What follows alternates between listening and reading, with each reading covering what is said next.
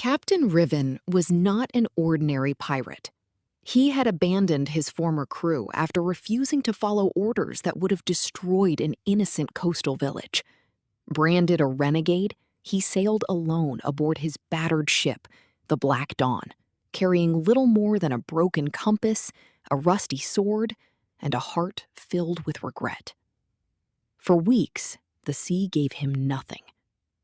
Then, one moonless night, a strange green light appeared beyond the fog.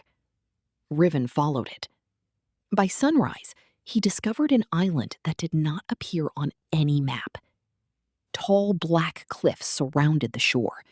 Twisted trees grew from silver sand, and enormous stone statues stood half buried along the beach. Each statue had the face of a crying sailor. Riven stepped onto the island. The moment his boots touched the sand, his compass began spinning wildly. A whisper came from the water.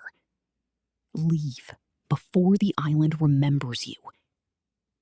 Riven turned. A beautiful mermaid floated beside the rocks. Her long silver hair moved with the waves, and her eyes glowed like blue fire. "I am Nerissa," she said. "This island is cursed. Anyone who stays until the third moon..." This island is cursed. Anyone who stays until the third moonrise becomes part of it forever. Riven raised his sword. "Then why are you here?" The mermaid smiled sadly. "Because I made a pact long ago."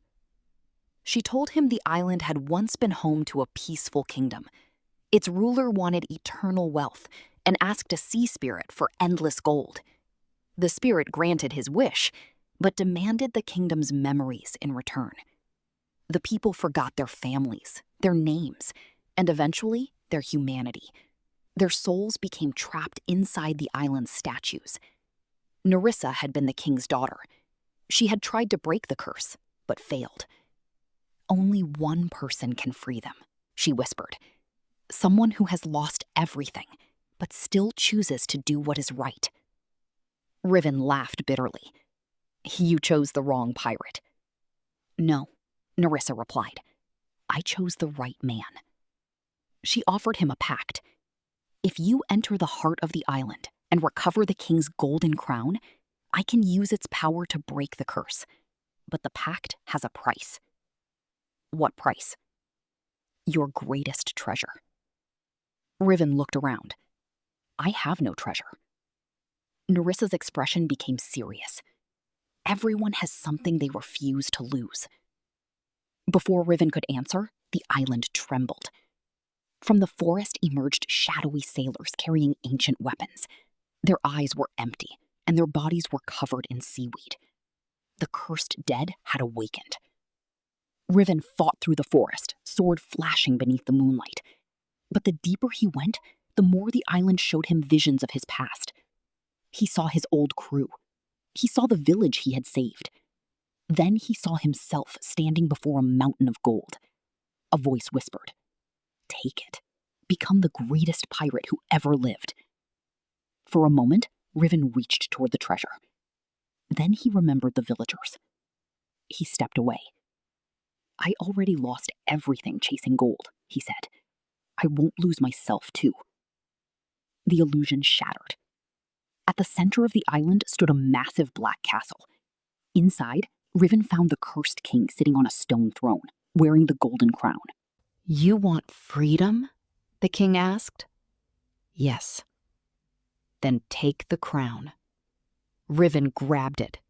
Instantly, the castle began collapsing. The king laughed. "The Pact demands your greatest treasure!" Riven understood. His greatest treasure was not gold. It was his freedom.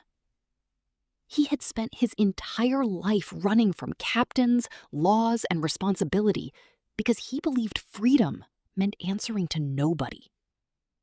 Now, he willingly surrendered that freedom.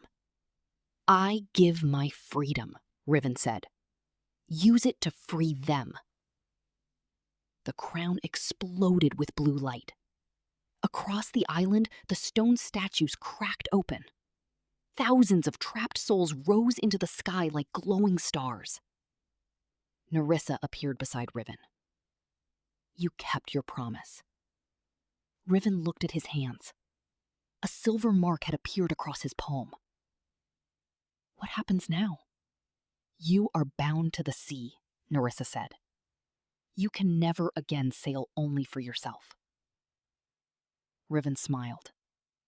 For the first time in years, he felt no regret. He returned to his ship and sailed toward the mainland. But he was no longer a renegade pirate. He became a guardian of the seas, protecting ships, villages, and travelers from the dangers he once ignored. And whenever sailors saw a silver light beneath the waves, they whispered about the pirate who gave up his freedom to save thousands of forgotten souls. True freedom is not the ability to do whatever you want. It is having the courage to sacrifice what you love when doing so can save others.